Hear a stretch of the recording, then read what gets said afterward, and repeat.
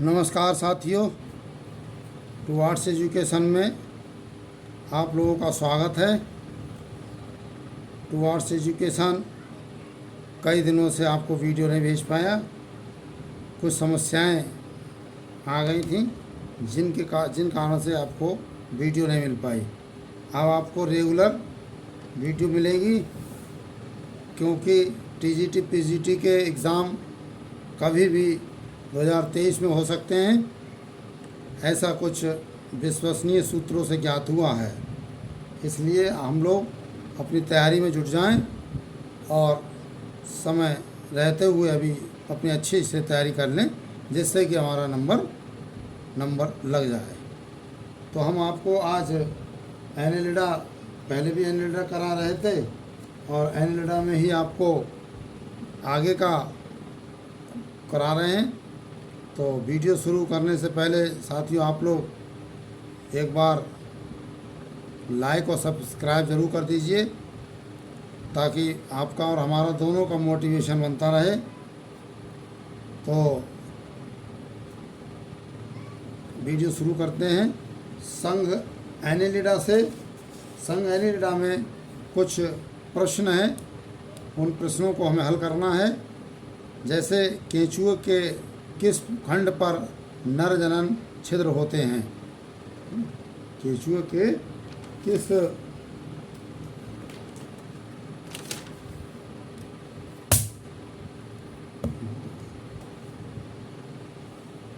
खंड पर नर जनन छिद्र होते हैं? तो खंड पहला है 17 से 19, दूसरा है खंड 18, तीसरा है खंड 14 और चौथा है खंड 26। तो हम इसको पहले थोड़ा सा डिटेल पढ़ लें और डिटेल पढ़ने के बाद हम आपको आगे कराएंगे, बताएंगे इसका आंसर। इसका आंसर को आप लोग स्वयं ही बता देंगे कि इसका आंसर क्या है। देखिए,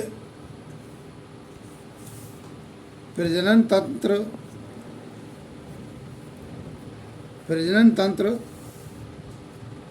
यानी रिप्रोडक्टिव सिस्टम केंचुए में केवल सेक्सुअल जनन होता है। केंचुए में केवल लैंगिक जनन होता है। ये द्विलिंगी या बाइसेक्सुअल, इसी को हर्माफ्रोडाइट भी कहते हैं। जहाँ द्विलिंगी होता है उसे हर्माफ्रोडाइट भी कहते हैं। अर्थात प्रत्येक केंचुए में नर व मादा दोनों प्रकार के जनन अंग होते हैं। तो मेल रिप्रोडक्टिव सिस्टम में क्या है कि केंचुए की देहव्यक्ति को मध्य पृष्ठ रेखा पर काट कर पार्श्वों में फैला देने से इसके अंतरांग दिखाई देने लगते हैं। नर जनन तंत्र के अंग 10वें से 21वें खंड, 10वें से यानी यहाँ से लेके 21वें खंड तक ये खंडों में फैले होते हैं और 10वें तथा 11वें खंडों में आमाशय के अधर तल की ओर एक एक बड़े द्विपालित यानी वाइलोब थैलीनुमा विषण टेस्टिस सैक्स यानी श्यून होते हैं। प्रत्येक श्यून में या प्रत्येक सैक में इसकी अगली दीवार से 2 टेस्टिस लटके रहते हैं। इस प्रकार वृषणों के 2 जोड़ी होती हैं। वृषण 11वें और 12वें खंड में, 11वें और 12वें खंड में ये इस तरीके से पाए जाते हैं। ये है इस तरह टेस्टिस पाए जाते हैं। आमाशय के पार्श्वों में एक एक जोड़ी बड़े थैलीनुमा सेमी वेसिकल्स होते हैं, थैलीनुमा शुक्राशय होते हैं। 11वें खंड के शुक्राशय छोटे और इस खंड के वृषण श्यून में ही बंद होते हैं। प्रत्येक वृषण श्यून एक जोड़ी छोटी नलिकाओं द्वारा अपने खंडों के पीछे वाले खंड में स्थित शुक्राशयों में खुलता है। प्रत्येक वृषण श्यून में प्रत्येक वृषण के ठीक पीछे एक सीलिएटेड शुक्राणु मुखिका होती है, यानी स्पर्मिडुकल फिनल होती है। ये है इस तरह से, ठीक पीछे एक शुक्राणु मुखिका यानी स्पर्मिडुकल फनल होती है। प्रत्येक मुखिका पीछे एक संकरी तथा भीतर से रोमाभी शुक्रवाहिनी नलिका बनकर अधर देवभित्ति में चिपकी पीछे की ओर बढ़ती है। अतः तंत्रिका रज्जु के दोनों ओर परस्पर सटी दो शुक्रवाहिनियाँ होती हैं। पीछे 18वें खंड में प्रत्येक ओर की दोनों शुक्रवाहिनियाँ 18वें में दोनों शुक्रवाहिनियाँ खंड 18वें प्रत्येक ओर की दोनों शुक्रवाहिनियाँ एक प्रोस्टेट नलिका के संपर्क में आती है। ये तीनों नलिकाएं एक ही मांसल सह आवरण में बंद होकर एक छोटी व मोटी नर सहजनन नाल यानी कॉमन मेल जेनाइटल डक्ट ये आ गई इस तरह से, ये है बना लेती हैं। प्रत्येक सहनाल यानी कॉमन मेल डक्ट, प्रत्येक सहनाल इस खंड की अधर देवभित्ति में स्थित अपनी ओर के नर जनन छिद्र यानी मेल जेनाइटल एपर्चर द्वारा बाहर खुल जाती है। सहनाल में भीतरी तीनों नलिकाएं पृथक रहती हैं और जनन छिद्र में अलग अलग खुलती हैं। प्रत्येक ओर की प्रोस्टेट नलिका एक बड़ी असममित चपटी प्रोस्टेट यानी प्रोस्टेट ग्लैंड से निकलती है। ये ग्रंथियां आंत के नीचे दोनों ओर एक 16वें या 17वें खंड से 20वें या 21वें खंड तक फैली रहती है। प्रत्येक ग्रंथि में ग्रंथिल कोशिकाओं के कई पिंडक यानी लोब्यूल्स होते हैं। पिंडकों से निकली छोटी छोटी नलिकाएं ही मिलकर बड़ी प्रोस्टेट नलिका बनाती है। शुक्राशय अंतरखंडीय पट्टियों से तथा वृषण स्यून देह गुहे एपिथेलियम से बनते हैं। अतः स्यूनों की भित्ति भ्रूण की मीसोडर्म से बनती है। वृषण इसी भित्ति से बनते हैं। प्रत्येक वृषण एक शाखान्वित रचना होती है। इसमें 4 से 5 अंगुली समान प्रवर्ध होते हैं। वृषणों से गोल शुक्रजन यानी स्पर्मेटोगोनिया टूट कर वृषण स्यूनों में गिरते हैं और यहाँ से शुक्राशयों में पहुँचते हैं।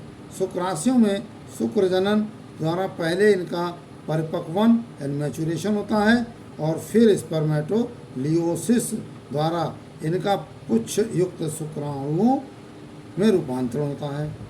शुक्राश देखिए पॉइंट नोट करने, शुक्राशयों में शुक्रजन द्वारा पहले इनका परिपक्वन होता है और फिर स्पर्मेटोलियोसिस द्वारा इनका पुच्छ युक्त शुक्राणुओं पूंछ वाला शुक्राणुओं के रूपांतरण होता है।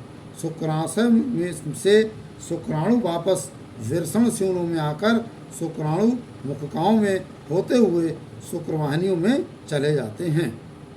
ये एक इसका हिस्ट्री हो गया। अब आता है मादा जनन तंत्र। मादा जनन तंत्र क्या होता है कि ये केवल एक जोड़ी बड़े एवं सफ़ेद अंडाशय ओवरीज केंचुओं के प्रमुख मादा जननंग होते हैं। ये खंड 12 व 13 के बीच की अंतखंडीय पट्टी से तंत्रिका रज्जु के इधर उधर 13वें खंड की गुहा में लटके रहते हैं। वृषणों की भांति प्रत्येक अंडाशय भी कई अंगुली समान परिवर्धों का बना होता है। प्रत्येक परिवर्ध परिपक्वनशील अंडाणु ओवा यानी अंडाणु या ओवा की एक कतार या श्रृंखला होती है। एक कतार या श्रृंखला होती है। इस तरह से ये एक श्रृंखला पाई जाती है। 13वें खंड में प्रत्येक अंडाशय के ठीक पीछे एक छोटी सी रोमाभी अंडवाहिनी मुखिका ओविडक्ट फनल होती है। ये एक छोटी सी रोमाभी अंडवाहिनी ओविडक्ट बनकर पीछे 14वें खंड में पहुंचती है और ये यहाँ दोनों ओर की अंडवाहिनियाँ बीच में मिलकर एक ही मध्यधर मादा जनन छिद्र यानी फीमेल जेनाइटल पोर से बाहर खुलती हैं। परिपक्व अंडाणु अंडाशयों से मुखकाओं में गिरकर अंडवाहिनियों द्वारा जनन छिद्र से बाहर निकलते हैं। फिर शुक्रगाहिका या स्पर्मेथिकी क्या होता है? शुक्रगाहिका स्पर्मेथिकी यानी मादा जनन अंगों में अंडाशयों के अतिरिक्त 4 जोड़ी थैलीनुमा शुक्रधानियाँ होती हैं। ये छठे से 9वें खंड में, छठे से कहाँ होती है शुक्रधानी? छठे से 9वें खंड में ग्रास नली के अधर पार्श्वों में एक एक होती है। प्रत्येक शुक्रग्राहिका फ्लास्कनुमा होती है। इसके प्रमुख चौड़े भाग को तुम्बिका अर्थात एम्पुला तथा संकरी ग्रीवा को शुक्रगाहिका वाहिनी कहते हैं। शुक्रगाहिका वाहिनी से एक छोटा नाल प्रवर्ध निकला रहता है जिसे अंधवर्ध अर्थात डाइवर्टिकुलम कहते हैं। शुक्रग्राहिका वाहिनी आगे वाली अंतराखंडीय खांच में स्थित शुक्रग्राहिका एवं स्पर्मेथिकी छिद्र से बाहर खुलती है। अतः 5/6, 6/7, 7/8, 8/9 नंबर की अंतरखंडीय खांचों से एक एक जोड़ी अधर पार्श्व यानी वेंट्रोलेटरल शुक्रग्राहिका अर्थात स्पर्मेथिकी छिद्र होते हैं। तो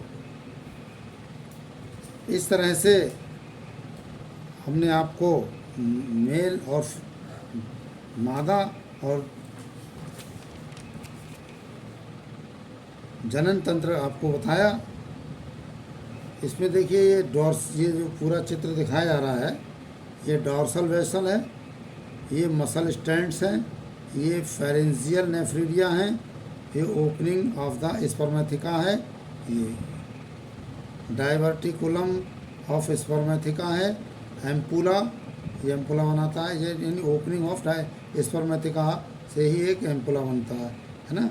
और ये आपके वेंट्रल नर्व कॉर्ड कहलाती है और ये आपकी वेंट्रल वेसल्स हैं। ये आपका ये लेटरल ईसोफेजियल वेसल्स है और ये सेंटर में ईसोफेजिकस है और ये साइड से जो गोलाकार जिसमें दिख रही है ये एम्पुला ऑफ स्पर्मेथिका है और ये बाहर की ओर सर्कुलर मसल लेयर हैं और ये फिर यहाँ पर ओपनिंग ऑफ स्पर्मेथिका बनाई दूसरी साइड में और इंटर सेगमेंटल सेप्टम है और सीरोमिक एपिथेलियम है और विलड ग्लैंड्स हैं और विलड ग्लैंड्स ये हैं और डार्सल वेसल्स पाए जाते हैं। ये शुक्रगाहिका यानी स्पर्मेथिकी जो है वाले भाग से फेरेटिमा की अनुप्रस्थ काट है।